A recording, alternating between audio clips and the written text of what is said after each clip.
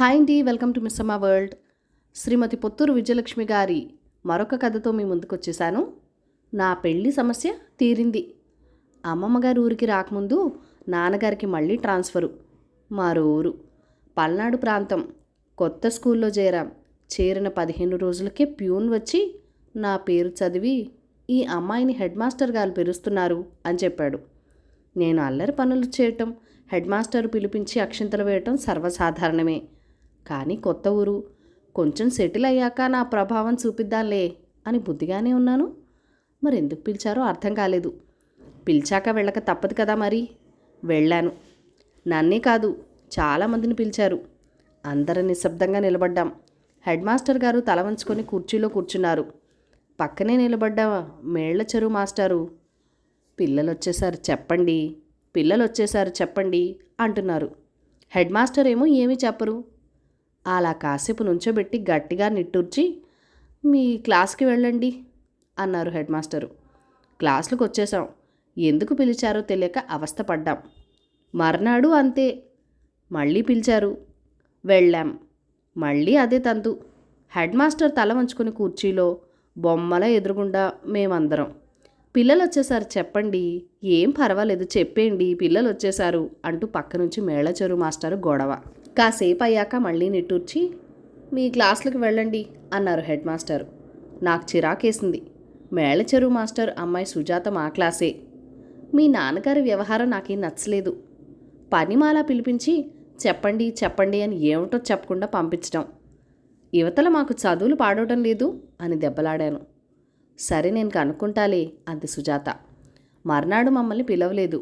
నిన్న రాత్రి మా నాన్నతో దెబ్బలాడానులే అంది సుజాత. మూడో నాడు అసెంబ్లీ మీటింగ్లో మళ్ళీ అదే గొడవ. పిల్లలందరూ ఉన్నారు చెప్పండి అని మేళచెరువు మాస్టారు గోల. హెడ్ మాస్టర్ ఏమో ఏమీ చెప్పరు. ఇక లాభం లేదనుకున్నారేమో, మేళచెరువు మాస్టారే చెప్పేశారు. చూడండి పిల్లలు, మీకు ముఖ్యమైన విషయం చెప్తున్నాను, శ్రద్ధగా వినండి. మన హెడ్ మాస్టర్ రెండో అమ్మాయికి వివాహ నిశ్చయం అయింది. పాపం మన మాస్టారు చాలా మంచివారు, బహుసంతానం, ఆర్థికంగా దీనస్థితి. అందుకే మీరంతా మీ పెద్దవాళ్ళని అడిగి ఏదైనా సహాయం చేయండి. ఇంత అని బలవంతం ఏమీ లేదు, మీకు తోచినంత ఇస్తే చాలు అని చెప్పారు. హెడ్ మాస్టర్ గారు తల వంచుకున్నారు. ఇంటికి వెళ్ళగానే యథాతథంగా అమ్మతో చెప్పాను. వరలక్ష్మి వ్రతం అని అమ్మమ్మ తాతయ్య కూడా వచ్చున్నారు. అందరూ విన్నారు. అట్లాగా, ఎంత ఇబ్బందిలో ఉండి అడిగారో పాపం, ఎందుకంత ఇచ్చి పంపించు అన్నారు నాన్నగారు. అలాగే అందమ్మ. మర్నాడు అన్నయ్యకి 12, నాకు 8 ఇచ్చింది. న్యాయంగా చెరో 10 ఇవ్వచ్చు, కానీ నేను సెకండ్ ఫారం, అన్నయ్య 4th ఫారం. ఆ మాత్రం తేడా ఉండేలట. పోనీ పాపం నేను చెరో వరహా ఇచ్చి పంపిస్తాను అంటూ తాతయ్య ఇద్దరికి చెరో 4 రూపాయలు ఇచ్చారు. అమ్మమ్మ చెరో రూపాయి ఇచ్చింది. అవన్నీ భద్రంగా తీసుకెళ్ళి హెడ్ మాస్టర్ గారికి ఇచ్చాం. పక్కనే ఉన్నారు మేళచెరువు మాస్టారు. ఎవరెంత ఇచ్చారో ఓ కాగితం మీద రాసుకుంటున్నారు. ఎంతైనా పెద్దవారి బుద్ధులు ఉదారంగానే ఉంటాయి అన్నారు మెచ్చుకోలుగా. హెడ్ మాస్టర్ మమ్మల్ని దీవించారు. ఆ తర్వాత వారం 10 రోజుల్లో స్కూల్లో అదే చర్చ. నువ్వెంత ఇచ్చావంటే నువ్వెంత ఇచ్చావు అని.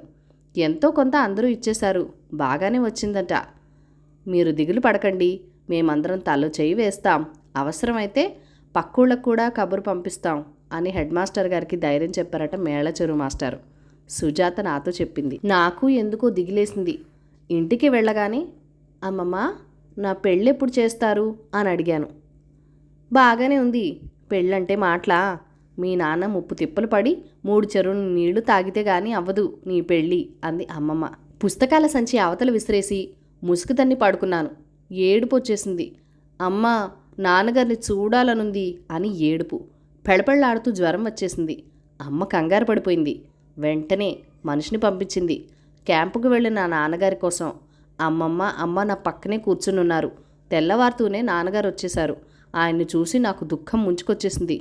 ఏమ్మా, ఏమిటి చెప్పు అని బతిమలారారు నాన్న. నాన్న, మా హెడ్ మాస్టర్ గారికి మేమందరం ఉన్నాం, మాస్టర్లు ఉన్నారు, మరి మీకెవరు ఉన్నారు నాన్న? 2 సూపర్వైజర్లు, 2 మేస్త్రీలు, మన జవాన్ వెంకటప్పడు, జవాను జబీర్ ఖాను, డ్రైవర్ తాతయ్య, గేదెను కాసే కోటప్ప, ఇంతేగా. వీరందరూ ఎంత ఇస్తారు? మీరు డబ్బులు ఎక్కడి నుంచి తెస్తారు? నాకు పెళ్ళి ఎట్లా చేస్తారు అని భోర్ని ఏడ్చేశాను. అందరూ తెల్లబోయి తర్వాత ఒక్కటే నవ్వు. భగవంతుడా, నా కూతురికి ఈ అతి తెలివితేటలు ఏమిటి తండ్రి అంది అమ్మ. భయపెట్టి చంపావు కదటే అని నాన్న. తాతయ్య దగ్గర కూర్చుని ఆయన ఏదో కాని రోజులు వచ్చి అందరిని అడిగాడు అంతే. నీకేం, మీ నాన్న మహారాజు అన్నారు. అవునవును, దేశాలు గాలించి రాజకుమారుణ్ణి తెచ్చి ఏనుగంబారి మీద ఊరేగించి ఆకాశమంత పందిరేసి ఆర్భాటంగా చేస్తారు నీ పెళ్ళి. వీధులు కట్టి విస్తళ్ళు వేసి పప్పాన్నం పెట్టి పంపిస్తారు అంది అమ్మమ్మ. అయితే అందరూ తలొచ్చేయి వేయక్కర్లేదనమాట అన్నాను. చాలే వెదవాగుడు నువ్వును అంది అమ్మ. తిడితే తిట్టింది కానీ నిజం తెలుసుకుని నా మనసుకు తేలిక పడింది. కథ సమాప్తం. ఈ కథను లైక్ చేయండి, షేర్ చేయండి, మన ఛానల్ని సబ్స్క్రైబ్ చేసి మీ సపోర్ట్ ఇవ్వండి. మీ అమూల్యమైన ఫీడ్బ్యాక్ అండ్ సజెషన్ నాతో కామెంట్ సెక్షన్లో కూడా షేర్ చేసేయండి. Thank you for watching. Bye bye.